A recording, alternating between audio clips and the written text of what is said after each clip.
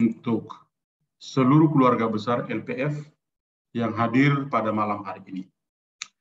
Malam ini saya berkesempatan untuk bisa berbagi sedikit pengajaran tentang Santo Yohanes Bosco yang dikenal sebagai Bapak Guru dan Sahabat bagi orang-orang muda.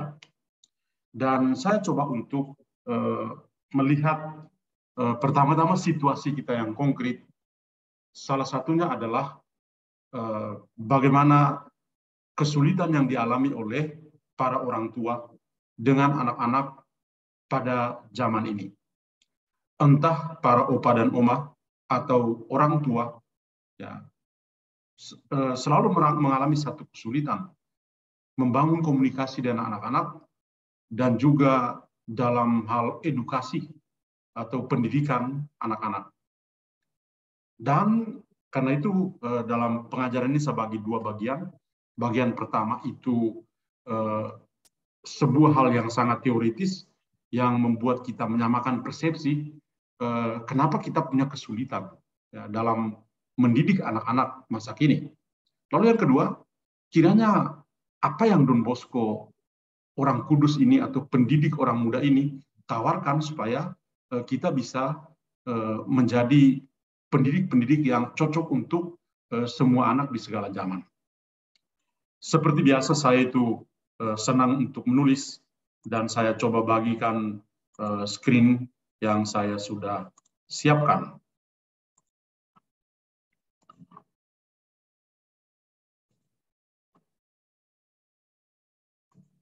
Oke. Pendidikan adalah sebuah kepedulian hati. Itu sebuah perkataan yang sangat dikenal di kalangan orang-orang yang mengenal Santo Don Bosco, Bapak, Guru, dan Sahabat bagi orang-orang muda. Kita mulai dengan mengajak kita untuk memandang gambar ini. Pasti kita semua yang hadir malam hari ini tahu persis anak-anak atau cucu-cucu itu punya gaya hidup seperti ini. Dan saya yakin bahwa gambar ini tidak membuat kita semua kaget, tapi membuat kita semua harus menerima bahwa dunia memang sedang seperti ini. Para oma dan opa yang hadir, atau teman-teman yang segenerasi dengan saya yang hadir, kita jangan kaget dan bertanya kenapa anak-anak sekarang kok beda dengan zaman kita ya. Kalau kita membandingkan, maka kita akan menjadi stres dengan kehidupan kita. Salah satu masalah yang ada dalam keluarga di masa sekarang ini adalah bagaimana kita mendidik anak-anak itu dengan hati. Kalau mendidik dengan hati berarti satu kata lain yang muncul adalah kasih. Bagaimana kita mendidik dengan kasih? Bukan terpaksa untuk mendidik. Relasi antara anak-anak atau cucu-cucu kadang-kadang menjadi sangat sulit. Enggak nyambung antara orang tua dengan anaknya. Enggak nyambung antara para cucu dengan oma dan opanya. Ya itu hal yang memang kita semua rasakan. Dan itu keluhan-keluhan yang selalu ya kita ungkapkan entah dalam doa kepada Tuhan atau juga dalam sharing-sharing dengan orang-orang yang sejawat dengan kita, seprofesi dengan entah saya sebagai imam ataukah para suster yang hadir di sini atau juga para orang tua. Ya, semua pasti mengalami sharing hal-hal yang sama. Ya, maka satu hal yang bagi saya penting adalah bagaimana ketika kita berhadapan dengan anak-anak atau cucu-cucu tipe seperti di gambar ini, kita bisa kesulitan untuk berkomunikasi dengan mereka, tapi kita juga berusaha untuk bisa mendidik mereka dengan hati, sehingga mereka bertumbuh menjadi sungguh-sungguh manusia. Maka di sini, hal yang perlu kita lihat pertama adalah soal generasi, generation.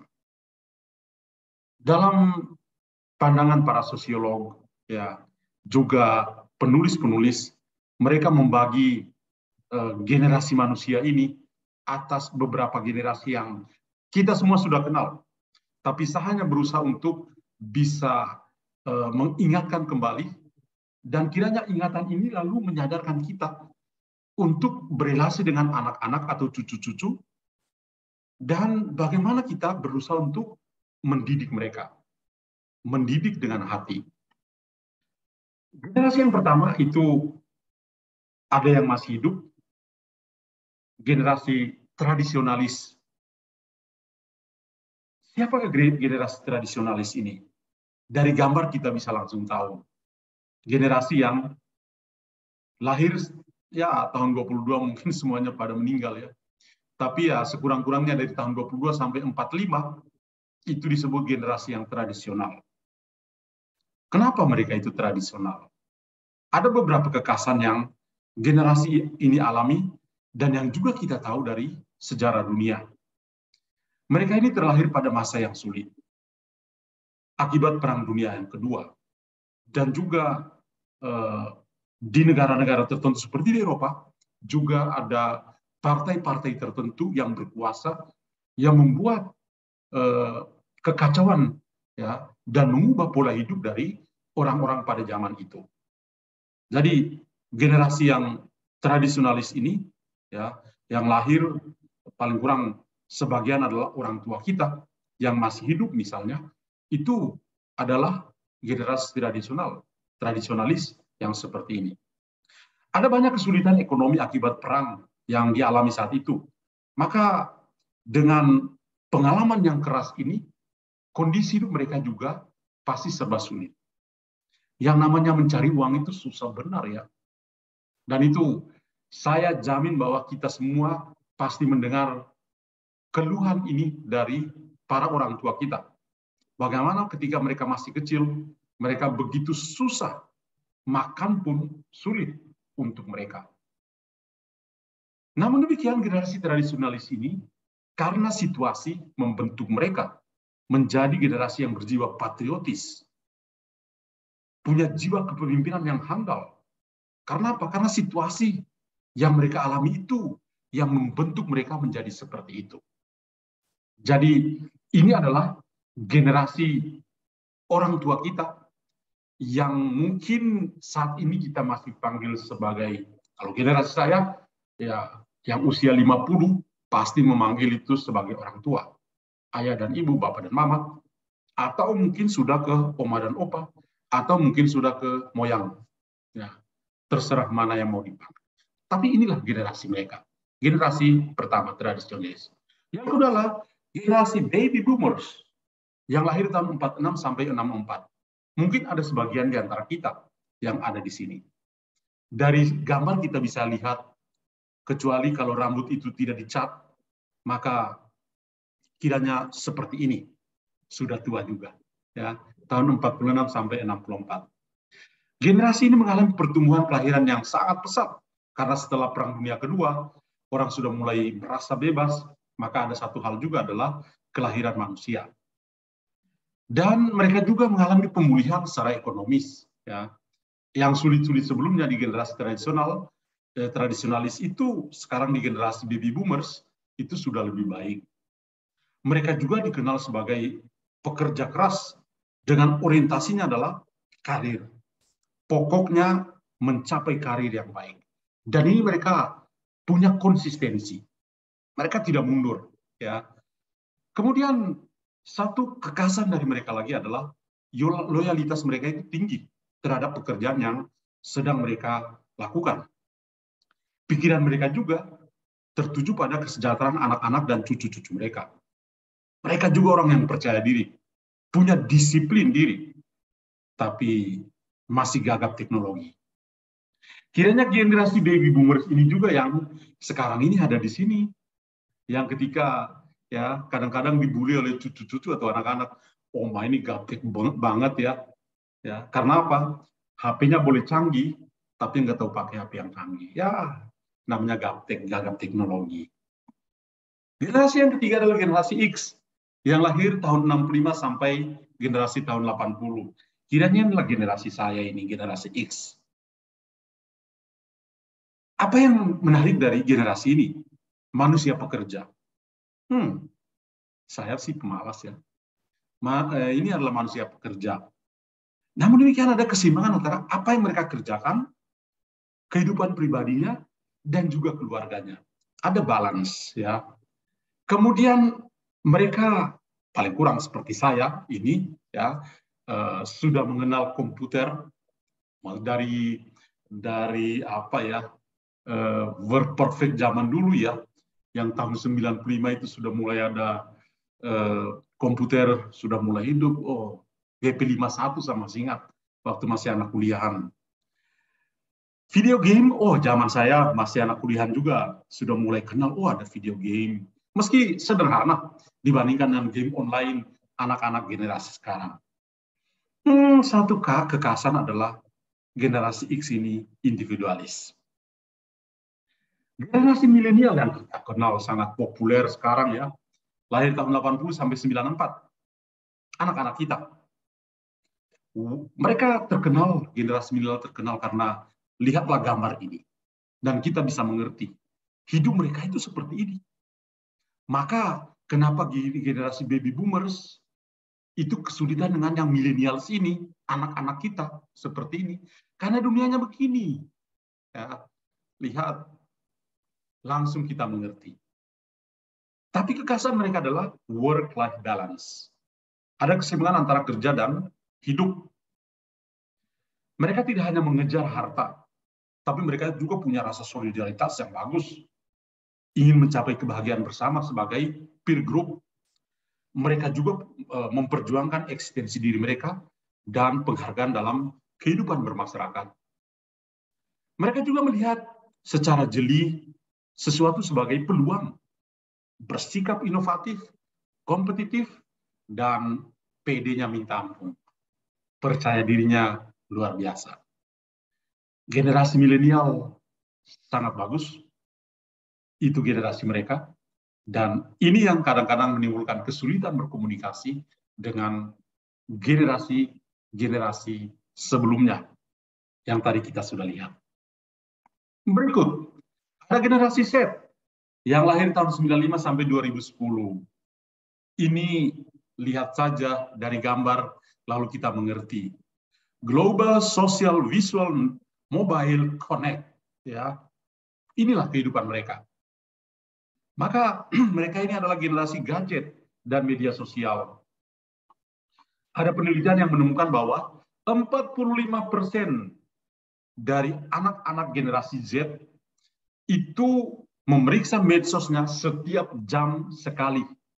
Ya, 1 jam dia pasti lihat TikTok-nya, IG-nya, kemudian Facebook-nya, WA-nya, dan lain sebagainya. Ya, dan lain sebagainya. 1 jam, 45% dari mereka setiap jam pasti lirik HP mereka. Bisa juga yang tua-tua juga sama ya. Tapi untuk generasi Z seperti ini. Mereka juga generasi yang paling cepat mendapat informasi. Karena punya Profesor Google namanya. Teknologi untuk belajar dan bekerja bukan bersenang-senang. Anak-anak generasi ini juga mirip-mirip dengan milenial. Yang namanya jualan online, ada juga yang dari generasi ini sudah jadi kaya raya karena hidup dari gadget dan online. Dan akhirnya yang terakhir ini adalah mungkin ada yang masih punya kelas anak atau kelas cucu-cucu. Ini namanya generasi Alpha yang lahir tahun 2010 sampai kira-kira tahun 2025. Diperkirakan bahwa sekitar 2,5 juta generasi Alpha lahir setiap minggu dan perkirakan 2 miliar di tahun 2025. Ini memang untuk negara-negara dunia ketiga, kelahiran pasti sangat tinggi. Generasi ini familiar dengan teknologi, tertarik untuk bermain gadget, bukan permainan tradisional seperti main kelereng atau main umpet-umpetan, enggak ada lagi itu umpet-umpetan. Ini dari gambar ini kita bisa lihat, ya. Maka jangan pusing ketika lihat anak-anak begini. Jangan bilang, loh, kamu tidak sama dengan papi dan mami dulu, atau tidak sama dengan oma dan opa zaman dulu. Inilah generasi Alpha. Nah, Saya memperkenalkan generasi-generasi ini, ya ini adalah ringkasannya, ya. Dan kita coba melihat pertanyaan, mengapa anak-anak sekarang kok begitu berbeda? Ini adalah pertanyaan dari kita-kita para orang tua. Pertanyaan yang selalu kita tanya ke para Romo yang tidak punya istri dan anak, tapi kita tanya kepada mereka, Romo, kenapa anak saya berubah sekarang ya? Atau tanya pada suster yang tidak punya suami dan anak, tapi umat pergi bertanya, suster, kenapa anak saya bisa begini ya? Mungkin salah tempat ketika tanya pada orang-orang seperti kami ya. Kami orang teoritis, ya, orang pembaca buku dan pembaca Google akan menjelaskan sesuai apa yang kami baca, bukan apa yang kami alami. Jadi kalau kita lihat ya generasi tradisional atau builders, baby boomers, generasi X, kemudian generasi A, generasi Z, dan generasi Alpha, kita-kita yang kira-kira masuk di 3 generasi ini, builders atau tradisional, baby boomers, dan generasi X, akan memandang mereka yang generasi A atau milenial, generasi Z, dan generasi Alpha, itu sebagai orang-orang yang sangat berbeda dengan kita dalam hal perilaku. Dan mereka-mereka inilah yang kadang-kadang bagi kita 3 generasi ini, 3 kelompok ini, sulit untuk mengedukasi mereka. Karena ini adalah generasi digital. Dibandingkan kita-kita yang ya mujur-mujur X masih bisa kenal-kenal yang canggih-canggih sedikit lah. Tapi yang ini builders dan baby boomers, yang namanya digital itu bukan dunia mereka. Ya, HP boleh canggih tapi hanya untuk SMS, untuk telepon. WA susah.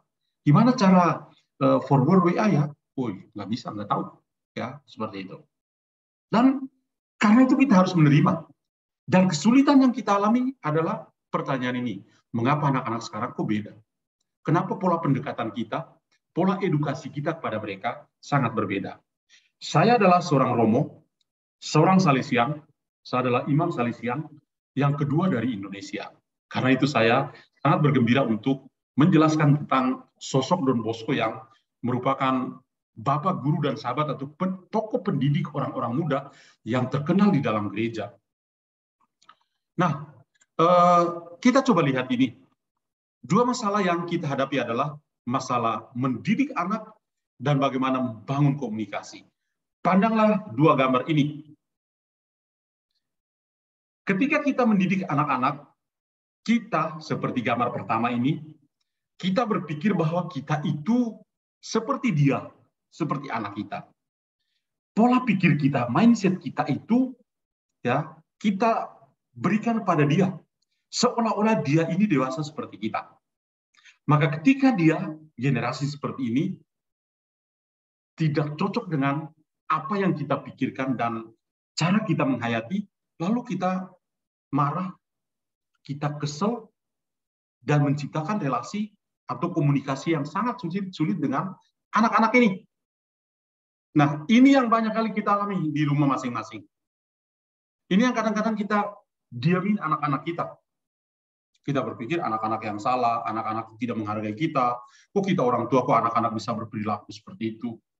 Kita bicara kok mata anak itu di gadgetnya, di layar HP-nya, dan lain sebagainya. Ya, itu yang tadi saya sudah jelaskan. Generasi. Ya, gap generation juga yang membuat kita sulit untuk berkomunikasi dengan mereka. Tapi gambar kedua juga menarik. Ketika kita sadar bahwa yang ini adalah anak dan orang tua, maka ketika kita mendidik mereka, berkomunikasi dengan mereka, pakailah bahasa anak-anak. Supaya komunikasi kita itu lancar. Untuk itu, orang tua harus update dong. Ini kepala sampai botak perlu update. Ya, supaya ketika ngomong, nyambung sama anak. Kalau mereka berdua ngomong, nggak nyambung. Maka lihat wajah anak yang cantik ini berubah begini. Ya. Jadi masalah kita dalam keluarga. Nah, karena itu saya tawarkan sosok orang kudus ini, Don Bosco. Don Bosco kita kenal bukan karena sekolah-sekolah Don Bosco, rumah sakit Don Bosco, bukan. Don Bosco ini adalah seorang pendiri kongregasi yang hebat. Ya, dia lahir di Becchi di Italia Utara tanggal 16 Agustus 1815. Ayahnya Francisco Bosco meninggal ketika Don Bosco baru berusia 2 tahun, dan ibunya single parent Margareta Occhiena yang sekarang juga dalam proses untuk menjadi santa dalam gereja Katolik. Saudaranya ada saudara tiri Antonio. Sebelum Francisco menikah dengan Margareta, dia sudah punya istri dan punya anak namanya Antonio, tapi istrinya meninggal dan ini adalah istri kedua Margareta. Dan Margareta bersama Margareta punya anak Joseph, dan tentu yang kedua yang bungsu adalah Johannes Melchior Bosco. Latar belakang keluarga mereka sangat sederhana. Sebagai single parent, ya, Margareta itu berusaha untuk menanamkan nilai-nilai manusiawi dalam pembinaan manusiawinya untuk bertumbuh menjadi seorang anak laki-laki yang sejati karena dia tanpa ayah ketika masih usia 2 tahun, dan juga bisa bertumbuh menjadi seorang anak yang beriman pada Kristus. Jadi dari kesederhanaan dalam keluarga, tapi kaya dalam iman. Maka ketika dia menjadi dewasa, dia memilih. Pilihannya adalah apa? Menjadi imam. Dan dia menjadi imam untuk orang-orang muda. Orang-orang muda yang tipe apa? Lihat, Don Bosco sebagai seorang imam, kemudian berhadapan dengan anak-anak ini. 2 tipe anak-anak yang selalu ada dalam kehidupan kita. 2 di depan dengan sorot mata dan wajah yang membuat kita mengerti. Anak-anak ini adalah opsi fundamental kita sebagai orang tua untuk memperhatikan mereka. Yang di belakang itu pakaiannya rapi, wajahnya ceria, ya. Mereka juga menjadi pilihan kita. Nah, dari 2 jenis atau 2 tipe anak yang ada di sini, tentu saja kita harus punya prioritas. Kalau mau cari aman, pilihlah mereka yang di belakang. Enggak ada masalah, ya kan? Anak yang penurut. Tapi kalau mau mencari tantangan dan menyelamatkan jiwa-jiwa, carilah 2 yang di depan ini. Yang susah diatur, yang bikin kita kesel. Nah, mereka-mereka inilah yang harus kita selamatkan. Mereka-mereka ini yang menjadi fokus edukasi kita untuk mereka bisa menjadi lebih baik. Dan ini yang dialami oleh Romo Johannes Bosco, seorang imam projo yang saya kagumi dari para imam projo yang ada. Bagaimana dia berusaha untuk mendidik anak-anak di tempat yang namanya oratorium. Oratorium itu sebuah rumah, sebuah asrama. Pendidikan Don Bosco itu pendidikan berbasis asrama. Dan bagaimana Don Bosco memulai karya bersama dengan orang-orang muda yang miskin akibat revolusi industri pada zaman itu. Nah, di tempatnya dia membangun bengkel-bengkel di daerah Waldoko. Bengkel apa yang dia bangun? Sangat sederhana, sesuai dengan zaman dia. Tahun 1841 sampai 1859 itu adalah masa yang sulit. Tapi Don Bosco bisa mendirikan bengkel-bengkel untuk apa? Sol sepatu, bengkel untuk bisa mengajar anak-anak muda. Tidak hanya sol sepatu, bisa menjahit, bisa menjadi tukang kayu untuk membuat kunci dan menjilid buku dan percetakan. Lihat, ini sangat sederhana, tapi ukurannya waktu itu adalah bagaimana Don Bosco punya opsi mendidik anak-anak muda ini yang datang dari kampung-kampung itu liar, seperti gambar tadi ini. Ya, tapi ketika bertemu dengan Don Bosco, dia berusaha untuk mendidik mereka. Dengan sedikit keahlian yang dia miliki, dia berusaha untuk mendidik anak-anak ini untuk bisa tertawa dan melihat ke depan bahwa mereka juga punya masa depan. Itu. Jadi di tempat inilah, oratorium atau asrama inilah, Don Bosco membentuk anak-anak muda yang sangat sulit di mata orang tua mereka, tapi Don Bosco bisa. Anak-anak yang sudah tidak diperhatikan lagi oleh orang tuanya karena kesulitan dalam berkomunikasi dan mengedukasi, semuanya lari ke Don Bosco. Dan disinilah mereka merasa bahwa di oratorium adalah sebuah rumah bagi mereka. Sistem edukasinya apa? Bagaimana Don Bosco punya sistem untuk mengedukasi atau mendidik anak-anak. Sistemnya adalah sistem preventif. Di Italia waktu itu ada 2 sistem edukasi yang terkenal. Yang paling terkenal ada yang pertama ini, sistem represif dalam mengedukasi anak-anak muda. Caranya bagaimana? Kalau salah, pukul. Tidak ada ampun. Pukul supaya dia mengerti. Dan sistem represif ini yang juga kadang-kadang masih ada dalam keluarga. Kadang-kadang masih ada dalam budaya tertentu, anak-anak kalau salah harus dipukul. Ya. Ketika pukul, lalu orang tua atau guru mulai mencari alasan memukul karena mengasihi. Siapa yang bilang memukul karena mengasihi? Nggak ada itu. Ya. Sudah pukul, orang sudah kesakitan, aku bilang mengasihi. Tapi itulah sistem represif yang ada. Don Bosco hadir dengan sistem ini, sistem preventif. Ada 3 pilar penting dalam sistem edukasinya ini. Bagaimana di oratori dia tanamkan dan bisa memenangkan jiwa orang muda. Pertama, prinsipnya adalah akal budi. Tuhan kasih kita otak. Maka pakailah otak, jangan pakai otot. Nah, ini satu prinsip penting. Kadang-kadang kita mengutamakan otot daripada otak. Don Bosco tidak. Kita bisa mengubah orang-orang muda kalau kita pakai akal budi. Bagaimana menggunakan akal budi? Berdialog, panggilah, bicaralah dari hati ke hati. Dan kita akan menangkan hati anak itu. Romo tapi berkali-kali omong sama dia. Dia tetap seperti itu. Sepertinya dia dari sana memang seperti itu. Dari dalam kandungan sudah seperti itu. Itu orang yang pesimis. Tapi kalau Don Bosco, atau paling kurang saya juga sebagai pengikut Don Bosco, harus optimis. Dia punya prinsip optimisme dan kegembiraan. Orang yang optimis, dia akan pakai dia punya otak, pakai akal budi, untuk memenangkan jiwa dari orang yang susah kita atur itu. Nah, ini satu pilar pertama dari sistem preventifnya. Yang kedua adalah iman.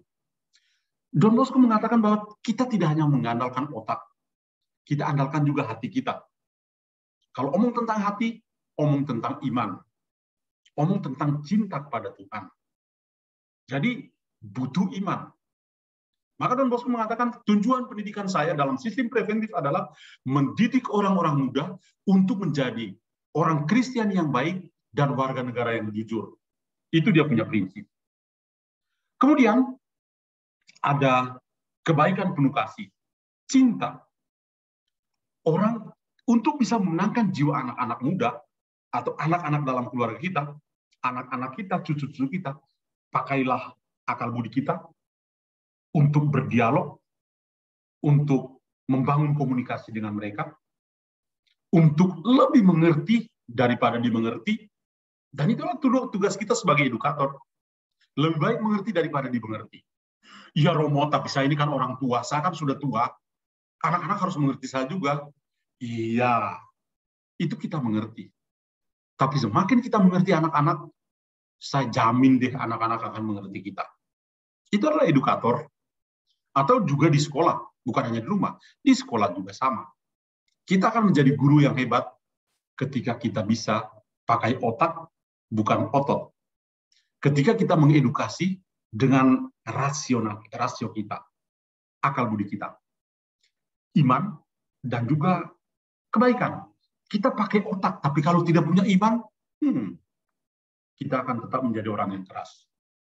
Kalau kita tidak punya kasih, no. Don Bosco mengutip Santo Paulus, kasih adalah segalanya. Dan Don Bosco juga pengagum Santo Fransiskus dari Sales. Fransiskus dari Sales terkenal karena cinta kasihnya, kebaikan penuh kasih, l'amorevolezza atau loving kindness, kebaikan penuh kasih. Maka wujud nyata bagaimana kita mendidik dengan kasih, ya, dengan 3 pilar dalam sistem preventif atau sistem edukasi Don Bosco adalah namanya pedagogi kehadiran yang aktif, atau dalam bahasa kami sebagai Salesian adalah asistensi. Kehadiran yang aktif. Ini challenge besar untuk kami, para Salesian masa kini juga. Dulu itu zaman Don Bosco, dia tidak punya HP. Jadi kalau kehadiran aktif adalah di asrama, di lapangan ketika bermain, di gereja, di mana ada orang muda, ada Salesian di sana. Di mana anak-anak ada, orang tuanya ada di sana. Ini pedagogi kehadiran yang aktif yang kiranya nyata dalam kehidupan kita adalah begini. Di dalam keluarga, kalau kita mau mengedukasi anak-anak kita dengan sistem preventif Don Bosco ini, yang paling konkret begini. Di dalam keluarga masing-masing, misalnya punya perjanjian. Pokoknya kalau kita makan, no handphone. Titik. Oke. Maka dari orang tua sampai anak-anak harus patuh. Pedagogi kehadiran yang aktif adalah ketika kita sama-sama hadir bersama anak-anak atau hadir di tengah anak-anak, kita punya perhatian, melihat mereka semua. Jadi kalau di rumah hanya satu anak, ini ada dua orang tua, masa sulit untuk mengatur anak itu? Kalau misalnya punya 2 atau 3 anak, ada papi dan maminya, masa susah? Penting adalah pedagogi kehadiran. Kita hadir tidak? Kita boleh secara fisik hadir, tapi pikiran kita ada di sana tidak? Hati kita ada bersama anak-anak atau tidak? Atau hati kita justru ada bersama dengan handphone, arisan? No, number one, family. Nomor satu keluarga, nomor satu keluarga, nomor satu keluarga. Ya Romo, tapi saya pelayanan juga. Iya, jangan lari dari keluarga dengan alasan pelayanan. Pelayanan bagus, tapi kalau kita tidak punya pedagogi kehadiran dalam keluarga yang aktif atau asistensi, kita bukan pendidik number one, nomor satu dalam keluarga. Sistem preventif Don Bosco sangat indah. Andaikan mengandalkan akal budi, iman, dan kebaikan penuh kasih. Dan wujudnya adalah pedagogi kehadiran yang aktif atau asistensi. Maka kami para Salesian punya sistem pendidikan ini, kami ambil, dan pendidikan para Salesian selalu berbasis asrama. Kami bergerak dalam sekolah-sekolah teknik, punya SMA sedikit, tapi lebih banyak sekolah-sekolah teknik atau balai latihan kerja, seperti punya kami di komunitas di Don Bosco Tiga Raksa. Dengan balai latihan kerja, dengan banyak siswa, dan sekitar 98% adalah anak-anak muslim. Satu keunikan untuk balai latihan kerja kami yang ada di Don Bosco Tiga Raksa. Mendidik kepada iman. Don Bosco tadi dalam satu pilar sistem preventif adalah tentang iman. Dan ada 3 ajaran yang menjadi warisan rohani yang kami pegang. Devosi kepada Tuhan Yesus dalam Sakramen Maha Kudus. Kalau kami sebagai Salesian, setiap hari kunjung Yesus dalam Sakramen Maha Kudus, itu bukan hanya 1 kali, tapi berkali-kali.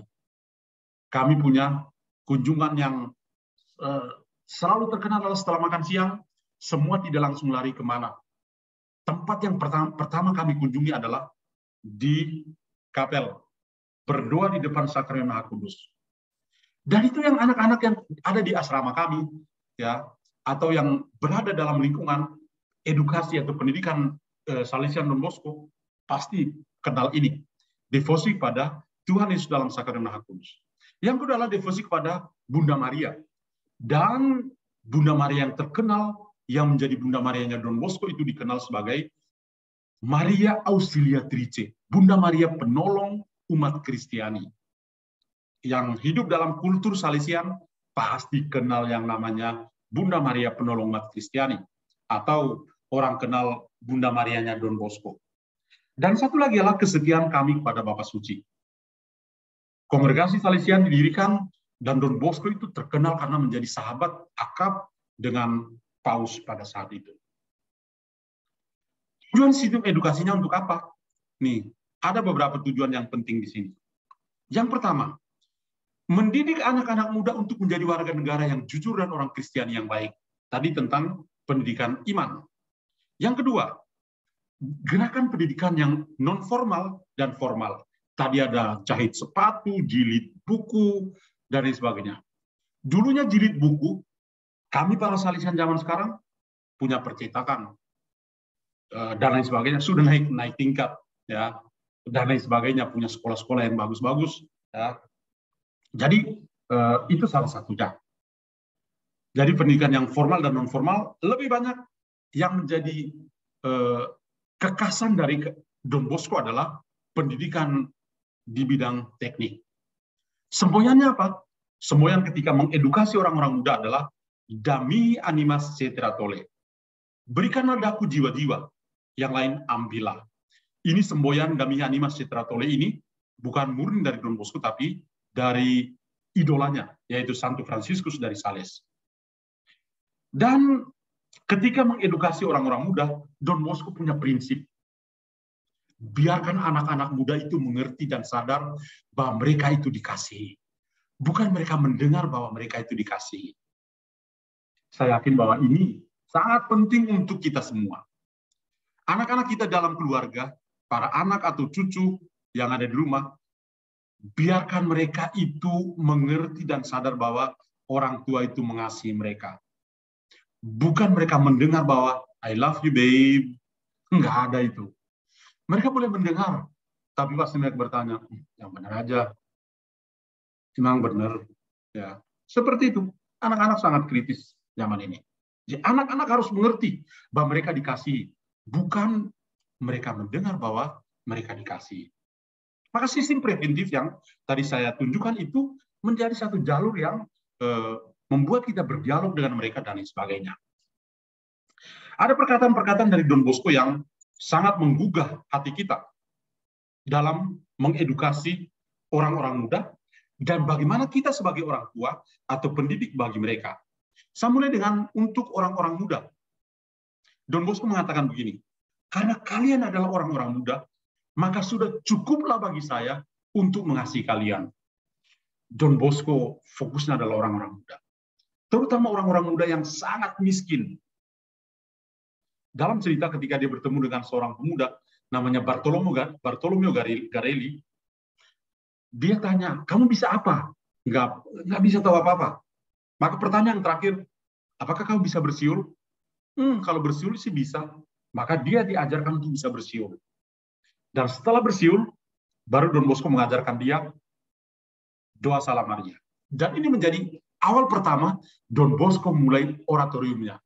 Dari bersiul, kemudian 1 kali doa Salam Maria, lalu dari situ Don Bosco mulai karyanya untuk orang-orang muda. Dan sepanjang hidupnya, dia bersama orang-orang muda sampai mati di tengah orang-orang muda. Tanggal 31 Januari tahun 1888, Don Bosco itu meninggal di oratorium di tengah-tengah orang muda. Dan sebelum dia menghembuskan nafas yang terakhir, setiap anak oratorium masuk dalam kamarnya, berjabatan tangan dengan dia, dan yang terakhir adalah para romo, dan setelah itu dia meninggal dunia. Dia juga mengatakan pada anak-anak, bagi kalian saya belajar, bagi kalian saya bekerja, bagi kalian saya hidup, bagi kalian saya bahkan rela menyerahkan nyawa saya untukmu, hai orang muda. Luar biasa. Dan ini bukan hal yang baru untuk kita.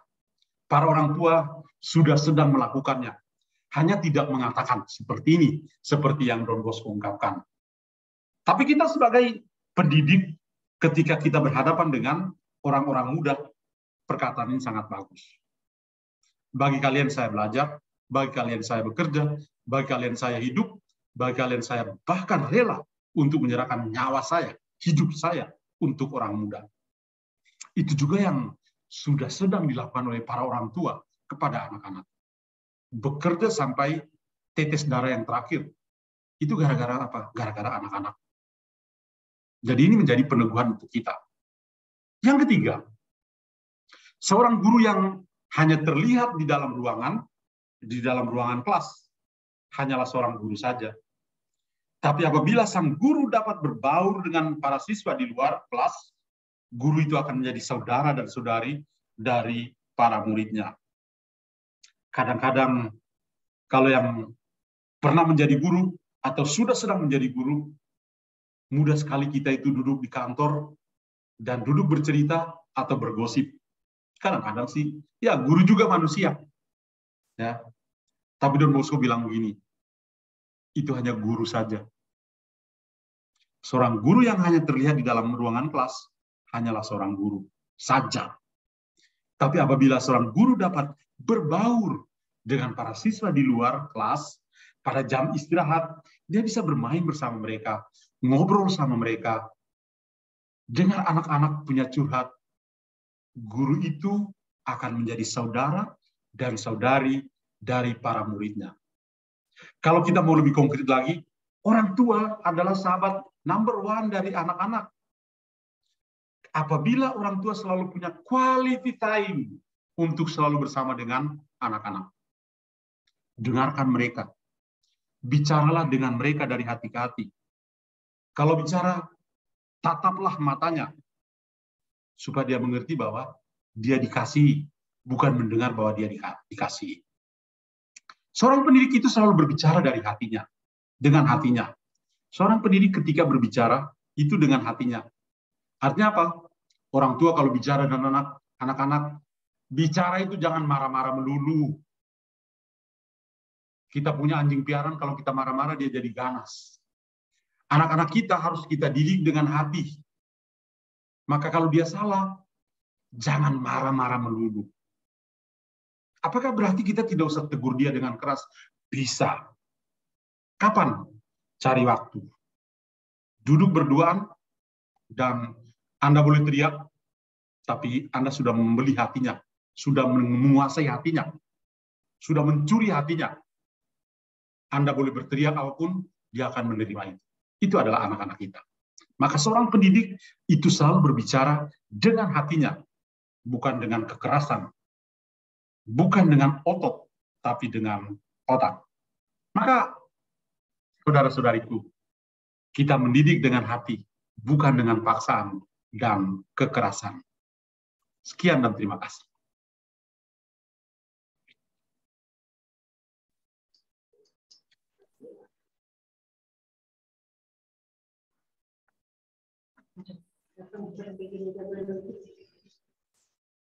Luar biasa, Pater. Renungan malam hari ini begitu menginspirasi kami semua. Kita semua, Bu Yulce. Ya, karena hampir semua dari kita yang berkumpul malam hari ini adalah orang tua. Baik juga ada yang oma, opa, bapak, ibu. Walaupun juga ada beberapa anak remaja.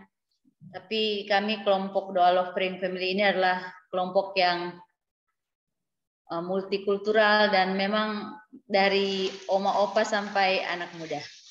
Jadi renungan Pater malam hari ini sangat menyentuh, sangat memberi inspirasi. Izinkan saya meresum sedikit ya, Pater. Santo Don Bosco adalah seorang santo yang benar-benar kalau dibilang dia adalah bapak sahabat bagi para orang muda.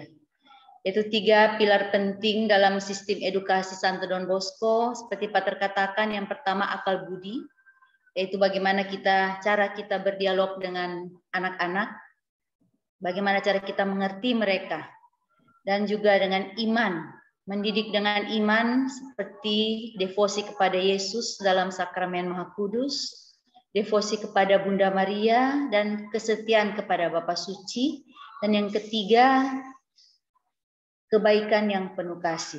Kebaikan penuh kasih ini akan muncul apabila memang kita mengasihi Tuhan Yesus dan Bunda Maria, kebaikan itu akan muncul. Mendidik dengan hati itu seperti panggilan jiwa. Dan dia menyentuh aspek psikologis dari anak-anak. Sehingga anak-anak menjadi sadar. Mendidik tidak sekedar instruksi saja atau komando, tetapi lebih pada memberikan hati kita bagi anak-anak. Bukan sekedar penguasaan, tapi kerjasama. Dan juga dalam mendidik anak-anak itu akan melahirkan keceriaan dan bukan ketegangan. Santo Don Bosco menjadi teladan, dia menjadi akrab dan bersahabat dengan anak-anak. Mendidik dengan hati seperti yang diteladankan oleh Santo Don Bosco, itu saya pikir adalah strategi membentuk karakter anak-anak. Dari karakter anak-anak yang terbentuk akan muncul perilaku mereka yang pasti ke arah yang baik. Apalagi kalau sudah dengan iman, dari hati yang bersih dan benar, itu akan membentuk karakter yang sangat-sangat baik. Pendidikan adalah sebuah kepedulian hati. Itu yang bisa saya resum, Pater. Ya. Bapak, Ibu, saudara-saudari, sangat baik ya pada malam hari ini apabila ada pertanyaan ataupun sharing iman mengenai keluarga. Saya yakin banyak di antara kita. Bapak Albert, silakan. Selamat malam, Romo atau Pastor John, selamat malam Bu Yurce. Terima kasih buat kesempatannya. Saya pengen tanya, ini kebetulan saya dari generasi baby boomers, tapi saya nggak gaptek sekali sih, masih ngerti. Kalau tadi dikatakan kan ada gaptek, kalau saya kebetulan baru pensiun, tapi meskipun pensiun, tapi masih fasih lah untuk komputer dan gadget-gadget itu gak jelek-jelek. Saya pengen tanya nih, karena kan tadi indah banget itu diterangkan mengenai generasi-generasi antar generasi yang dibuat oleh pastor gitu, tentang dari generasi ke generasi. Yang menjadi pertanyaan bagi saya adalah bagaimana generasi yang sekarang ini sepertinya menjadi gagap atau menjadi kesulitan untuk berkomunikasi dengan generasi sebelumnya. Paham kan maksud saya? Jadi maksud saya, waktu kita dididik, terus ada generasi berikutnya, saya kok nggak melihat adanya suatu semacam gap ke kesinambungan ya. Iya. Tapi sesuatu yang di sana ya. Iya, tapi dengan generasi yang terakhir ini atau dengan kondisi katakanlah 5 atau 10 tahun ke belakang, 8 tahun ke belakang, itu kan sangat cepat, sangat luar biasa, sehingga menebalikan, boleh dikatakan, kondisi yang ada gitu. Dulu kayaknya saya sekolah dari TK, SD sampai kuliah itu kayaknya biarpun banyak, tapi kayaknya nggak terlalu banyak ekstremis atau katakan radikal seperti sekarang gitu kan. Nah, pertanyaan saya, bagaimana pastor ini melihat kemampuan atau katakan adaptasi pendidikan di sekolah atau di pendidikan di bangku kuliah itu berperanan gitu. Karena saya tadi belum mendengar bagaimana sekolah itu memang tadi dikatakan tentang perannya Pastor Don Bosco itu yang memang mendekati dengan otak, tapi dengan otak. Tapi di luar itu kan ada perannya pemerintah untuk membuat kurikulum dan sebagainya. Dan saya melihat bahwa apakah ini hasil semacam gagap dari kurikulum atau sesuatu yang menyebabkan masyarakat kita seperti sekarang ini. Saya merasa bahwa sekarang itu nggak hanya pendidikan, tapi orang yang berkuasa itu untuk generasi milenial itu gagap terhadap perkembangan zaman. Itu satu komentar saya. Ya. Yang kedua itu, saya juga melihat peranannya gereja, pastor. Itu kan kita boleh dikatakan mengikuti gembala-gembala kita, para pastor, romo itu, suster, untuk mendidik gitu kan. Apakah menurut pastor itu juga mereka tidak gagap juga, karena gereja tetap dipandang sebagai bagian, karena hampir kita tumbuh di dalam gereja misalnya paling nggak seminggu sekali, bina iman dan sebagainya di lingkungan gitu kan. Terus yang yang terakhir itu apakah gereja juga itu terbuka atau bagaimana menggariskan atau menjawab hal yang demikian gitu. Saya itu belum melihat gitu kan. untuk menjembatani, katakanlah yang tadi dikatakan oleh Pastor di awal pembukaan tentang gagapnya teknologi jenjang antar generasi itu sehingga lebih smooth, lebih mudah. Terima kasih. Ya, yang pertama adalah dari generasi-generasi yang ditampilkan dari generasi tradisional sampai generasi alfa, ya, itu adalah penggolongan-penggolongan yang sangat terkenal dalam masyarakat kita, dan memang perlu kita akui bahwa setiap generasi pasti ada perbedaan, ya, pasti ada perbedaan. Tadi misalnya dikasih contoh, ya, kita yang generasi X, ya, belum tentu kita itu gaptek amat, ya. Tapi kita juga kesulitan ketika kita bertemu dengan teknologi yang serba baru dibandingkan dengan yang milenial, kemudian generasi yang lebih terakhir, mereka sangat cepat, ya, untuk menguasai. Ya. Saya tadi saya kebetulan ada di rumah, ya. Saya lagi di Semarang dan ada satu, ya, sudah menjadi cucu, ya. Cucu itu dia main mobil-mobilannya. Begitu cepat saya lihat dia bongkar, dia atur sendiri, ya. Anak usia 5 tahun, ya. Dia bisa buat sendiri, dan saya kagum, ya. Saya bilang, oh, ini zaman saya, mungkin saya bisa butuh waktu berjam-jam untuk seperti ini, ya.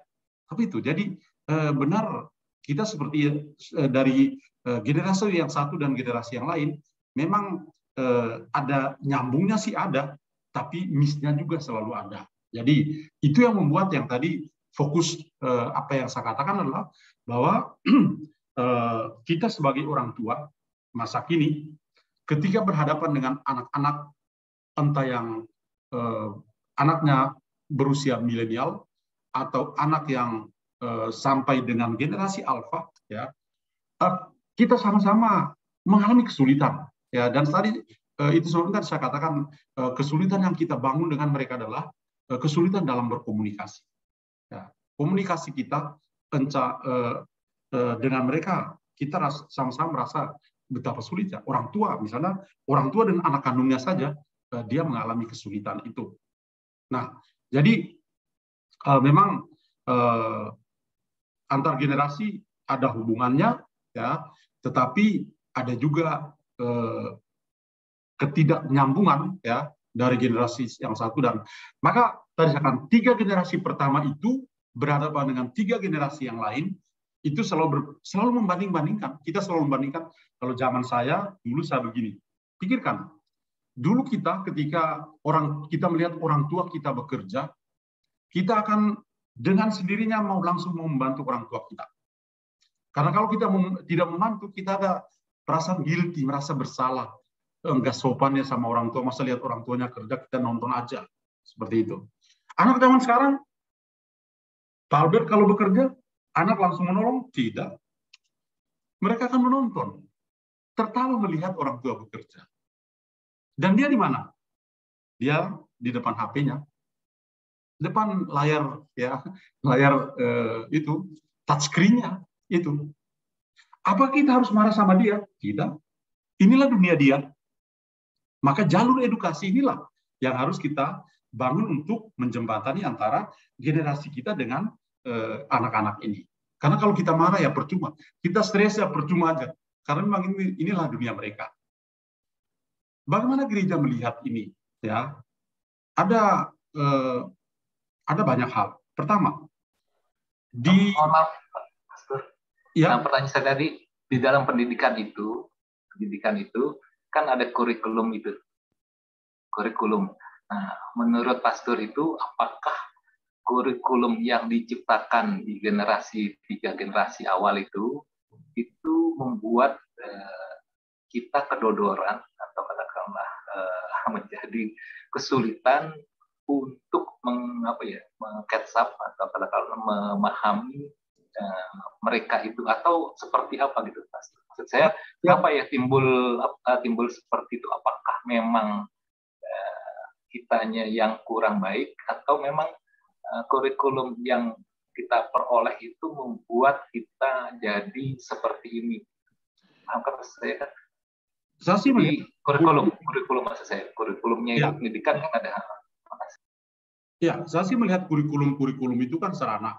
Ya, yang terpenting adalah bagaimana baik anak-anak kita maupun para pendidik di sekolah-sekolah, para guru, para edukator itu berusaha untuk menerjemahkan ya kurikulum menjadi hal-hal yang praktis dalam edukasi pendidikan karakter anak-anak kita. Ya, jadi tidak hanya sekedar kita mendidik untuk memberikan nilai, ya, supaya dia punya prestasi akademik yang kita lihat, tapi ada juga hal lain yang perlu ditanamkan di sana. Ya, dan ini memang kita tidak bisa menuntut lebih banyak dari guru dengan penerapan kurikulum di sekolah misalnya. Karena anak-anak di sekolah itu hanya mungkin sekitar 6 sampai 7 jam mereka di sekolah. Sisa waktunya ada bersama dengan orang tua. Jadi kembali lagi kepada orang tua sebagai pendidik nomor satu, bagaimana orang tua juga bisa berusaha untuk menjembatani hal-hal yang sifatnya akademis di kelas dengan kehidupan yang nyata atau pendidikan karakter dari anak itu. Nah, kalau tentang gereja, ya sebetulnya di gereja itu ya kita juga punya banyak planning ya di tingkat paroki, ya ada seksi pendidikan misalnya, ada ya, tidak hanya gerakan ayo sekolah, ayo kuliah, atau gerakan orang tua asuh yang digalakkan di paroki-paroki sebagai tanda keprihatinan untuk pendidikan orang-orang muda, tapi juga gereja itu bisa menjadi tempat untuk belajar hal-hal yang lain. Ya, saya kasih contoh yang sederhana, misalnya di gereja itu untuk pendidikan iman, ya dengan proses-proses untuk menjadi orang Katolik, ada katekumennya atau anak temu minggu dan lain sebagainya. Dalam edukasi yang sederhana seperti ini, ya dengan anak-anak remaja, anak-anak sekami dan lain sebagainya, itu juga ada hal-hal yang berguna untuk pendidikan karakter dari anak-anak kita. Jadi gereja juga sebetulnya punya andil yang besar ya terhadap pendidikan.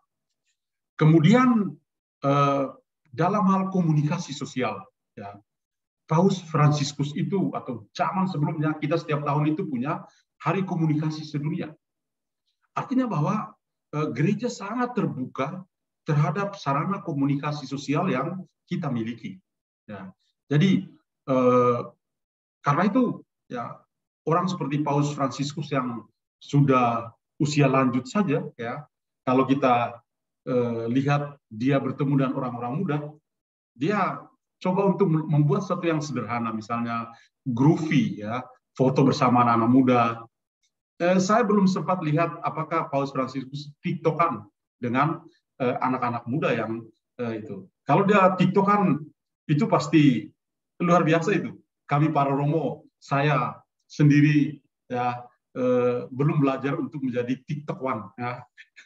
Tapi memang saya mengikuti pertemuan internasional dan para Romo, teman-teman saya yang ada di Roma, di bagian misi Salesian, itu mengatakan zaman ini para Romo mau tidak mau dalam pewartaan harus TikTok adalah salah satunya. Bagaimana kita bisa menangkan jiwa orang-orang muda. Jadi begini, waduh, berpikir juga gimana orang-orang yang usia seperti kita mau tiktokan dengan anak-anak remaja ya. Tapi itu bidang pewartaan itu yang penting ya. Zaman ini kita tidak bisa khotbah yang panjang-panjang lagi. Paus bilang khotbah itu hanya 7 menit ya. Kalau 40 menit pulang dari gereja ya seperti doa kemuliaan kepada Bapa. Oke. Baik Pak Albert, terima kasih untuk 3 pertanyaannya. Itu yang saya bisa tarik. Ya, terima kasih. Yang terpenting adalah edukasi, tujuannya adalah pendidikan karakter untuk anak-anak.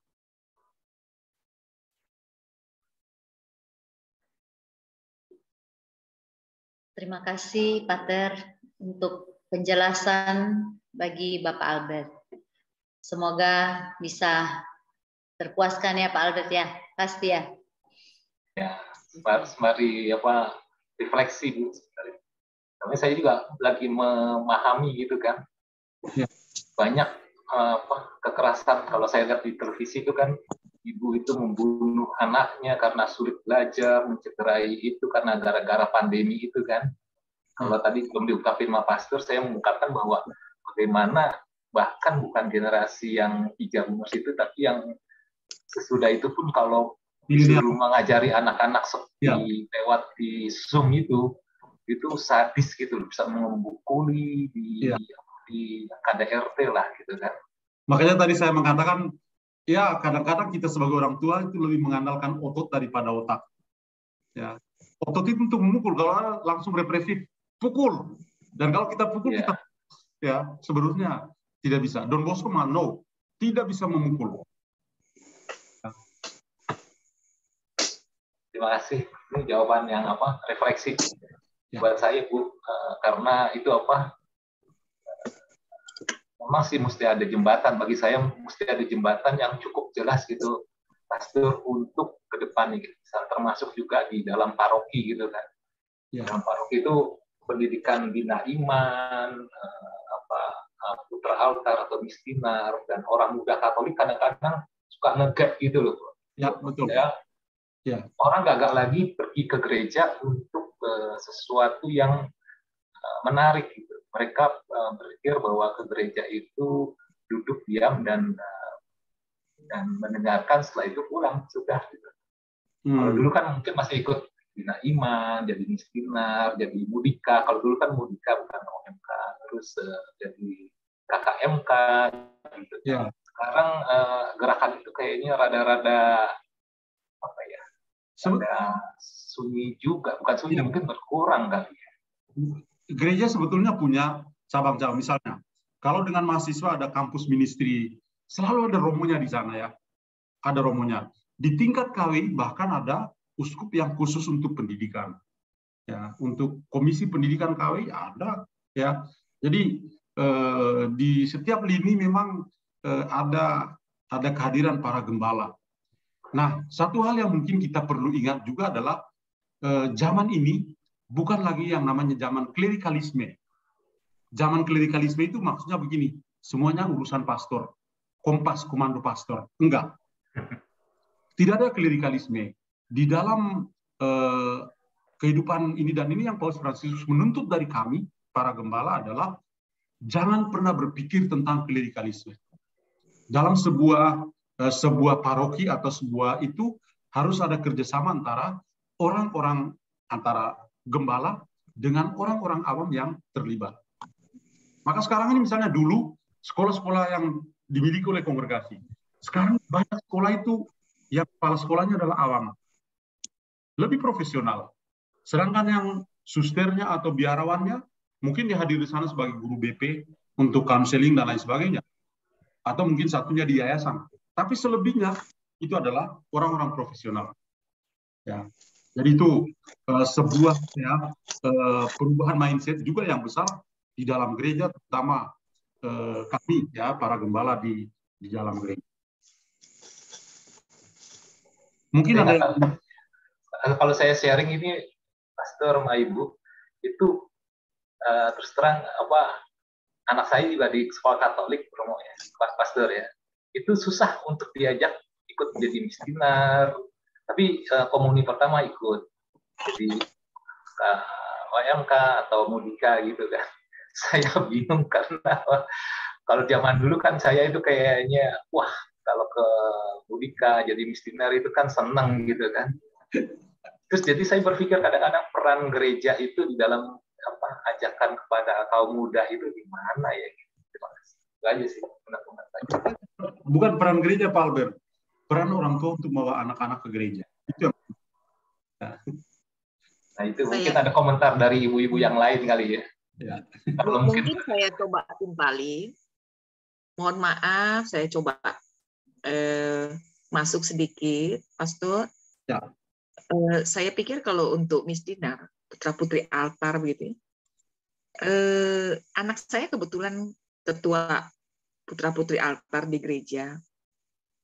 Cuma memang dari kecil saya sudah bawa ke gereja. Jadi begitu dia kecil-kecil sudah saya daftarin jadi putra-putri altar. Nah, jadilah dia aktif di situ sampai saat ini.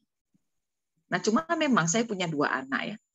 Satu, dia begitu menggebu-gebu dan begitu disiplinnya. Tapi yang satu lagi, setelah dia lebih besar sedikit, dia mulai lebih mundur. Gitu. Nah, cuma yaitu, kita melihat juga karakter anak. Yang paling penting, kita membawa dia untuk aktif ke dalam gereja. Karena saya pikir gereja Katolik itu berbeda dengan gereja Kristen. Gereja Kristen itu mereka satu kepala dalam satu gereja, kemudian langsung dibagi bagian-bagian. Nah, misalnya bagian, oh ini khusus untuk orang muda, ini khusus untuk ini itu khusus. Gereja Katolik itu berbeda.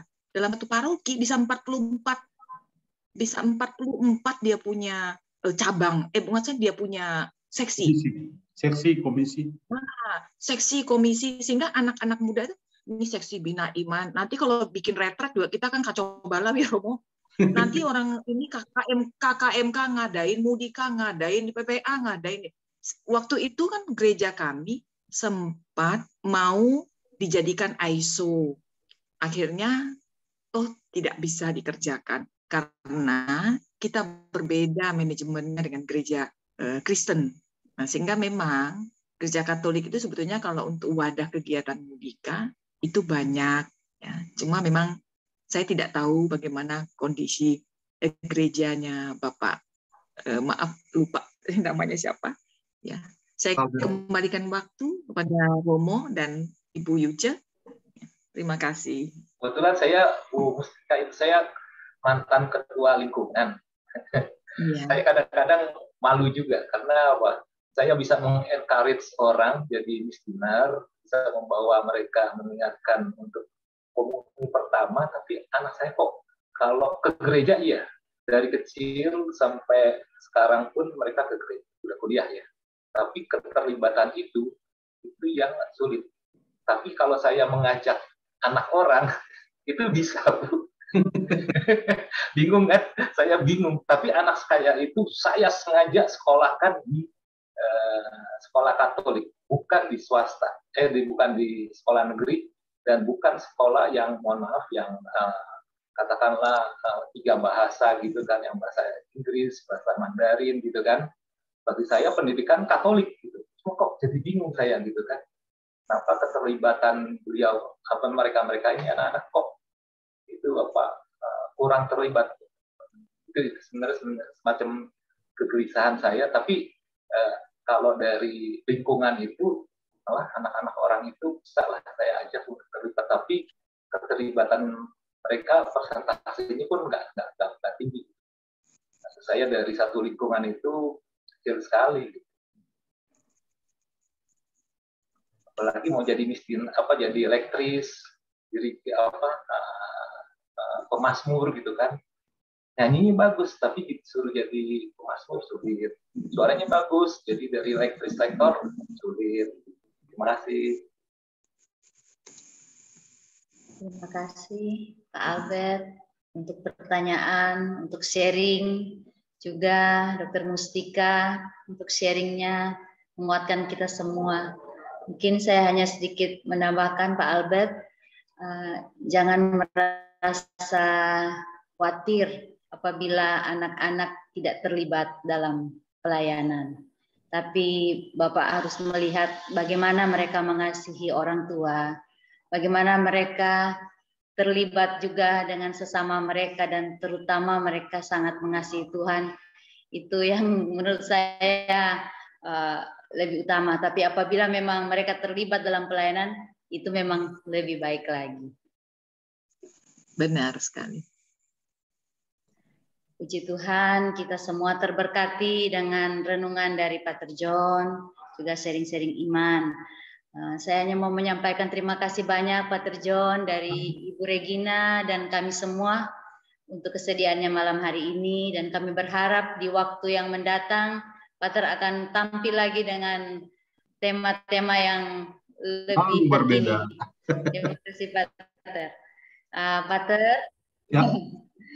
Intensi doa. Ya.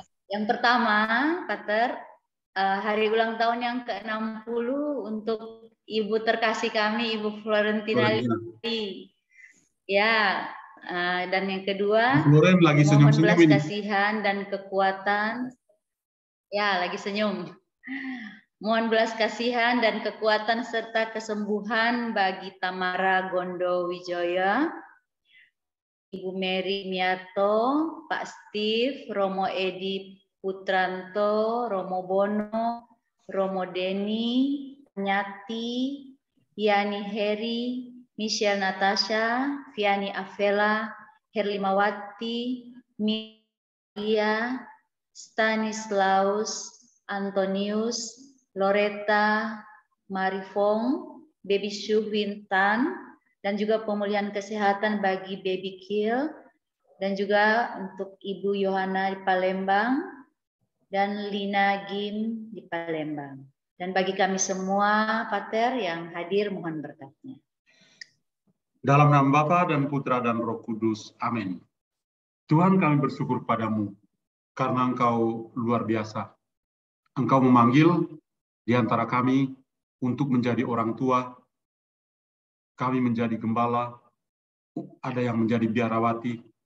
Kami punya panggilan-panggilan yang berbeda, tapi kami punya pengabdian yang sama untuk mengabdi bagi kemanusiaan, terutama mendidik anak-anak yang menjadi masa depan bagi gereja, bangsa, dan negara kami. Malam hari ini, Engkau mengingatkan kami untuk mencintai panggilan kami. Supaya sebagai orang tua, kiranya para orang tua yang hadir di sini boleh semakin menyadari lagi panggilan mereka untuk mendidik anak-anak dengan hati, dengan kepedulian hati mereka. Bantulah mereka selalu, para orang tua, untuk mewujudkan panggilan mereka ini, dan juga Engkau menjaga dan melindungi mereka selalu. Semoga mereka menjadi ayah dan ibu yang terbaik dalam hidup mereka setiap hari. Tuhan, malam hari ini juga kami mendoakan saudara-saudari kami yang nama mereka disebutkan, Ibu Florentina yang berulang tahun yang ke-60. Tuhan, Engkau memberikan berkat-berkat yang dia butuhkan dalam kehidupan. Engkau memberikan pada dia kebahagiaan, kesejahteraan di dalam rumahnya. Kami juga mendoakan saudara-saudara kami yang sedang sakit, yang sedang dalam proses pemulihan, yang nama-nama mereka disebutkan tadi. Kami percaya Engkau mengutus Yesus Kristus Putra-Mu ke dunia untuk menjadi sahabat-sahabat bagi orang-orang yang sakit. Semoga tangan yang kudus menjamah dan menyembuhkan mereka.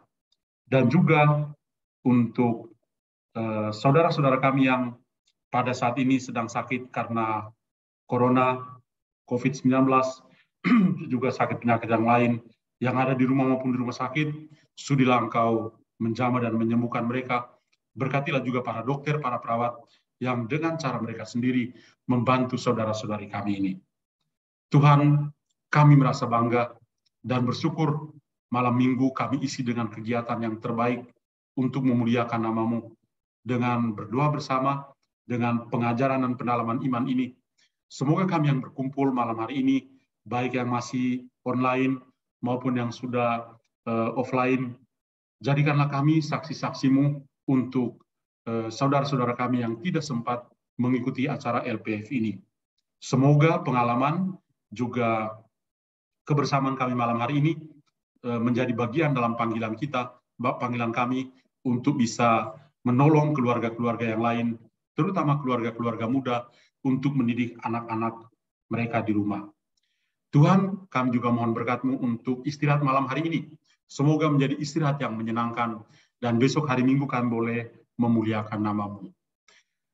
Demi Kristus Tuhan dan pengantara kami. Amin. Tuhan bersama-Mu dan bersama roh-Mu.